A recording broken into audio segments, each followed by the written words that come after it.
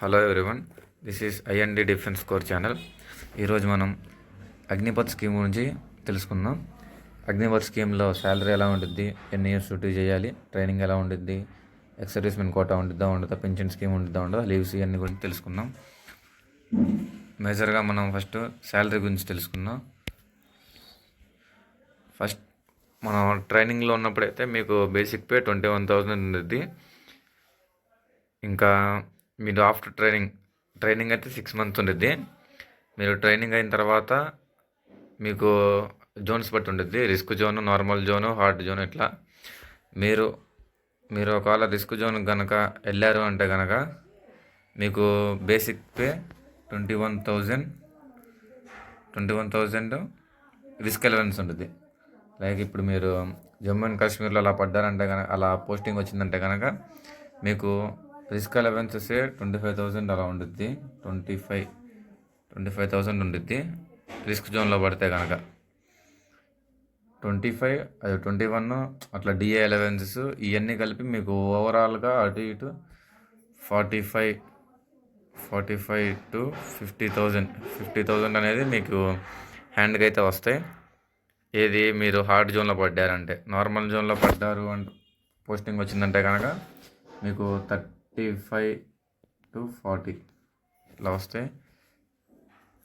ఇది మీ శాలరీ అనేది బేస్ అయి ఉంటుంది. నెక్స్ట్ సెకండ్ ఇయర్లో వచ్చేసరికి మీకు 2,000 అనేది ఇంక్రీజ్ అయ్యింది. 23,000 మీ అకౌంట్లోకి పడితే బేసిక్ పే. ఇంకా రిస్క్ అలవెన్సెస్, ఈ అలవెన్స్ అవి సపరేట్. మీకు థర్డ్ ఇయర్లో ఏమో 25,000 మీకు పడతాయి. ఇది తర్వాత ఫోర్త్ ఇయర్లో 28,000 పడతాయి. ఇంకా ఇది శాలరీ విషయానికి వస్తే మీరు ఇట్లా మీకు ఫస్ట్ 30,000లో మీకు 9,000 కట్ చేసుకుంటూ 9,000 కట్ చేసుకుంటూ మీకు 4 years తర్వాత ఈ ప్యాకేజ్ అనేది ఇస్తారు. 4 years తర్వాత మీరు ఒకవేళ రిటైర్ అయ్యారంటే కనుక మీకు 10.5 lakhs 11 lakhs అటు ఇటుగా మీకు అది సేవ్ అనేది ప్యాకేజ్ కింద మీకు 11 lakhs అనేది మీకు ఇస్తారు వాళ్ళు. దాని తర్వాత మీకు ఎక్స్ సర్వీస్మెన్ కోటా అనేది వచ్చింది. ఎక్స్ సర్వీస్మెన్ కోటా దేనికి ఉపయోగపడుద్ది అంటారా? ఇప్పుడు మీరు లోకల్లో ప్రిపేర్ అవ్వాలి, లోకల్ జాబ్స్కి లైక్ ఎస్ఐ, కానిస్టేబుల్ కానీ ఇట్లా రైల్వేస్ కానీ నేను ప్రిపేర్ అవ్వాలి అంటే కనుక ఎక్స్ సర్వీస్మెన్ కోటా అనేది చాలా ఉపయోగపడుద్ది. అంటే మీకంటూ సపరేట్ రిజర్వేషన్ అనేది ఉంటుంది ఎక్స్ సర్వీస్మెన్ కోటా. ఇప్పుడు స్టేట్ కానిస్టేబుల్లో చూసుకుంటే కనుక 5% రిజర్వేషన్ అనేది ఉంది. ఎస్ఐలో 2% అట్లా రిజర్వేషన్ అనేది ఉంటుంది. ఇట్లా ఇప్పుడు రైల్వేస్లో 3 to 4% మీకు సపరేట్ ఎక్స్ సర్వీస్మెన్ కోటా కింద రిజర్వేషన్ అయి ఉంటుంది. అంతేకాదు ఇప్పుడు ఎస్ఎస్సిజిడిలో మీకు బీఎస్ఎఫ్లో అయితే 50% రిజర్వేషన్ ఇచ్చాడు మీకు ఎక్స్ సర్వీస్మెన్ కోటాకి. మిగతా వాటికి కూడా రిజర్వేషన్ అనేది ఉంటుంది. ఎక్స్ సర్వీస్మెన్ కోటా వల్ల చాలా జాబ్స్లో మీకు సపరేట్ పోస్ట్స్ అనేది తీసుంటే సపరేట్గా ఉంటే ఎక్స్ సర్వీస్మెన్ కూడా చాలా ఉపయోగపడుతుంది. చాలామంది అనుకుంటారు 4 years తర్వాత ఇంకా లైఫ్ వేస్ట్ అయిపోయింది అగ్నిపథ్ స్కీమ్ వల్ల అనుకుంటారు. అట్లా ఏమి ఉండదు. మీకు ఆఫ్టర్ 4 years తర్వాత మీరు రిటైర్ అయ్యారంటే కనుక ఎక్స్ సర్వీస్మెన్ కోటా కింద మీకు ఎన్నో జాబ్స్కి మీకు కాంపిటీషన్ అనేది ఉండదు. మీతో పాటు మీ ఎక్స్ సర్వీస్మెన్ కోటా వాళ్ళతోనే మీరు కాంపిటీషన్ ఉంటుంది. మీకంటూ సపరేట్ పోస్టులు ఉంటాయి, మీకంటూ సపరేట్ పర్సంటేజ్ ఉంటుంది. ఇది ఎక్స్ సర్వీస్మెన్ కోటా చాలా అగ్నిపథ్ స్కీమ్ అనేది చాలామంది ఎందుకు అది ఇది అనుకుంటారు, కానీ చాలా బెస్ట్ స్కీమ్ ఇది. నెక్స్ట్ డ్యూటీ విషయానికి వస్తే కనుక ఇది 6 to 8 hours డ్యూటీ అలా చేయాలి. 6 to 8 hours డ్యూటీ ఉంటుంది.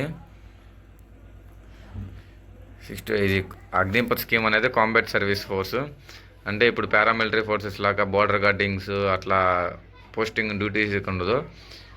Hill areas, snow regions, Ladakh, లే ఆ పైన మంచు దగ్గర మ్యాక్సిమం రిస్క్ జోన్స్లోనే పడుద్ది మీకు అగ్నిపథ్ స్కీము సోల్జర్స్ అంటే. అది డ్యూటీస్ అనేది అయితే హార్డ్గానే ఉంటుంది.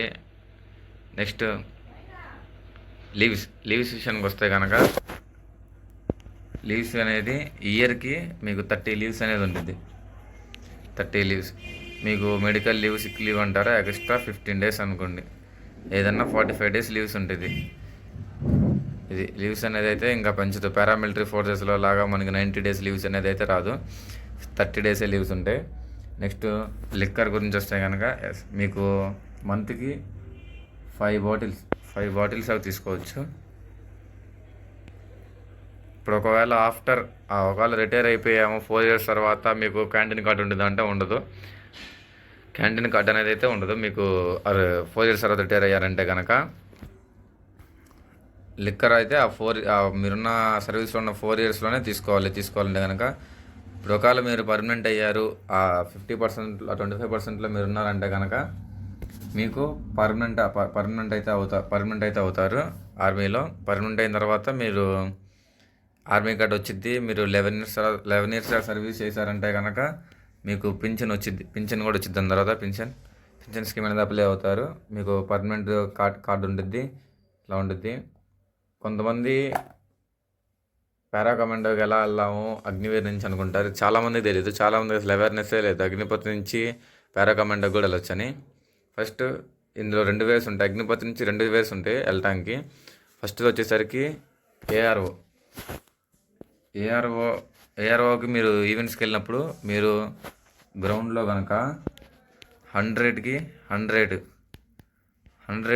ఇచ్చారంటే కనుక దాని తర్వాత మీకు పారా కమాండో వాళ్ళు ఫామ్ ఇస్తారు. ఫామ్ ఇచ్చినప్పుడు ఆ ఫామ్ కనుక ఫిలప్ చేసి మీకు ఇంట్రెస్ట్ ఉంది అంటే కనుక సబ్మిట్ చేసిన తర్వాత మీ మెడికల్ అయిపోయిన తర్వాత వాళ్ళు ఈ ప్లేస్కి వచ్చి మిమ్మల్ని తీసుకొని వెళ్తారు.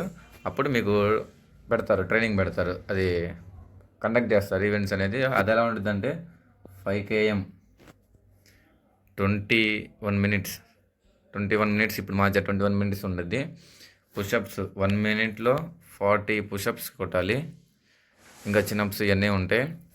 ఇవన్నీ మీరు క్వాలిఫై అయ్యారంటే కనుక మీరు పారా కమాండో ట్రైనింగ్కి వెళ్తారు. పారా కమాండో వల్ల ఏం యూజ్ ఉంటుంది అనుకుంటున్నారు? మీరు వన్స్ పారా కమాండోకి సెలెక్ట్ అయ్యారంటే కనుక 1 lakh నుంచి 1,50,000 స్టార్టింగ్ పేనే ఉంటుంది మీకు శాలరీ. కమాండర్ అంటే ఇంకా అర్థం చేసుకోండి. మీకు పారా ట్రైనింగ్ మాత్రం చాలా హార్డ్గా ఉంటుంది. ప్లేన్లోంచి డంప్ చేయటము, జంపింగ్ ఇవన్నీ చాలా ఉంటాయి కమాండర్స్. పారా కమాండో అనేది చాలా బెస్ట్ ఆప్షన్.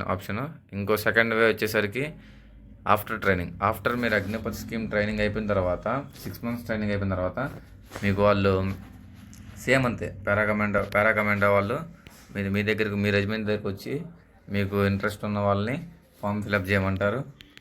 ఫామ్ ఫిలప్ చేసిన వాళ్ళు సేమ్ 21 km 5 km 21 minutesలో ఇది మొత్తం పూర్తి చేస్తే ఫామ్ ఫిలప్ చేసి పుషప్స్ ఇవన్నీ పూర్తి చేసిన తర్వాత మీకు పారా కమాండో ట్రైనింగ్కి ఎలిజిబుల్ అవుతారు. ఇది పారా కమాండో ట్రైనింగ్కి ఎలిజిబుల్.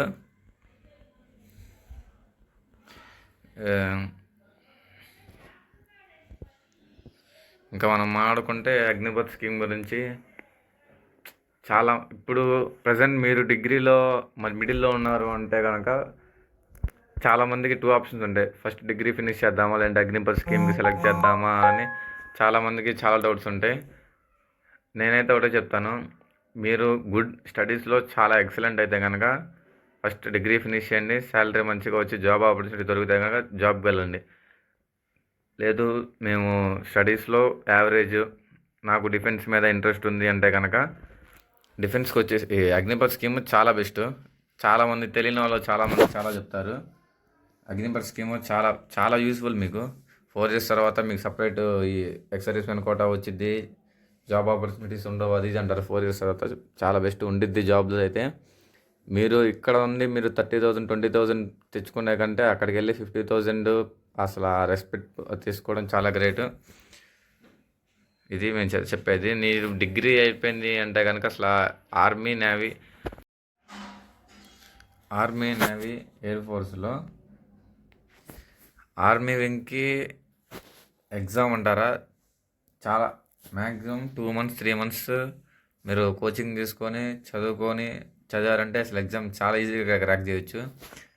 నేవీ SSR ఎంఆర్ ఈజీగా క్రాక్ చేయొచ్చు.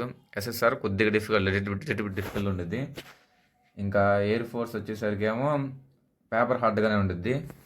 ఫిజికల్ తెలిసిందాక ఫిజికల్ ఈజీగానే చేయొచ్చు. ఆర్మీ అనేది ఎగ్జామ్ ఈజీగా ఉంటుంది. నేవీ అనేది ఏమో ఎగ్జామ్ మిడిల్, ఫిజికల్ పర్లా. ఇక్కడ ఎగ్జామ్ టఫ్ ఉంటుంది, ఫిజికల్ అనేదేమో ఈజీగా ఉంటుంది. మీకు ఎట్ లైఫ్ ఉంటుందో తెలుసుకొని అందులోకి వెళ్ళండి. మీరు ఇటు ఈజీగా వెళ్ళగలుగుతారంటే అటువైపు వెళ్ళొచ్చు.